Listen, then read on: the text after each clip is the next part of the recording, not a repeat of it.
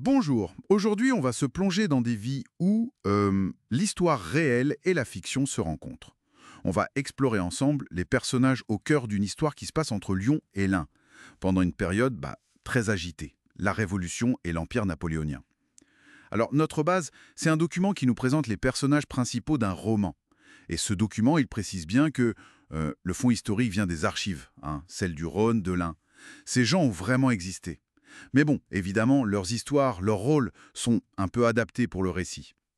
Notre but, c'est de comprendre qui ils sont, comment leur vie s'entrecroise, surtout autour du personnage central, Joseph Sèvres. On veut saisir un peu les dynamiques de l'époque. Allez, on y va. Oui. Et ce qui est fascinant, d'emblée, je trouve, c'est justement ce mélange. Ce mélange assumé entre les faits, vérifiés dans les archives, et puis la part de narration, de romanesque. Ça permet de redonner vie, en quelque sorte, à ces noms du passé, mais aussi, je crois, de proposer une lecture plus incarnée, plus humaine de cette période de grand changement. Tout à fait. Et au centre de tout ça, il y a ce Joseph Sèvres. Alors, il naît en 1788 à Lyon, sur un bateau-usine, c'est assez original. Ah oui, c'est particulier ça, ouais. Ouais, une sorte d'atelier textile flottant sur le Rhône. Une idée plutôt audacieuse pour l'époque. Mais très jeune, à 5 ans, paf, la Révolution le force à partir avec sa famille à lui, dans l'Ain. Un exil, quoi. On imagine le choc. Hmm. Passer de la ville, même si c'était sur un bateau, à la campagne profonde, c'est là d'ailleurs qu'il va rencontrer une certaine Marie. Une jeune femme qui va devenir sa préceptrice et qui va changer sa vie. Et ensuite, son parcours, c'est assez fulgurant.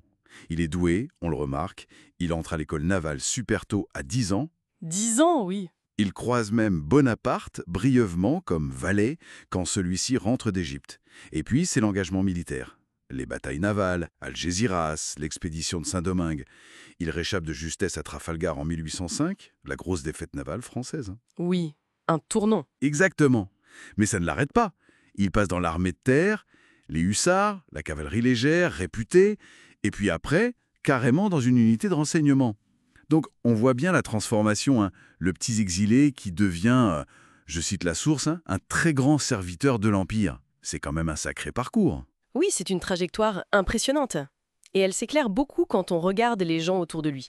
Justement, Marie Baudet, sa préceptrice, elle est essentielle. Elle venait d'un couvent qui était fermé par la Révolution et elle trouve un nouveau sens, en fait, en éduquant ce jeune Joseph.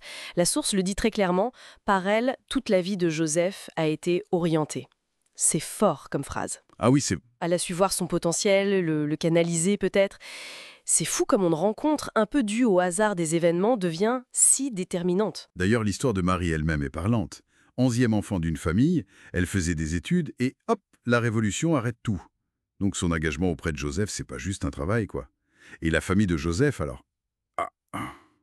Le père Anthem Sèvres, lui aussi, il a un parcours. Oui, intéressant aussi. De Louise à Lyon, il commence chapelier, puis tondeur, et puis il a cette idée du bateau-usine, l'entrepreneur audacieux. Voilà.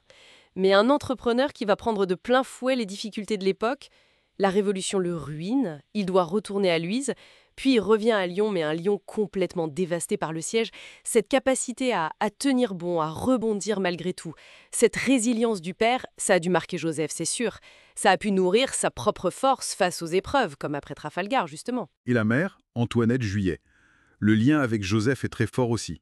Apparemment, enfant, il l'a soigné pendant l'exil. Et elle le soigne quand il revient blessé de Trafalgar. Et un détail que je trouve touchant, c'est Marie qui l'encourage et elle apprend à lire et à écrire en même temps que son fils.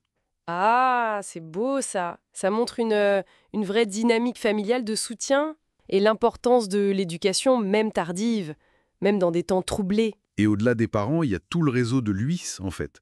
La grand-mère, Catherine Baudet.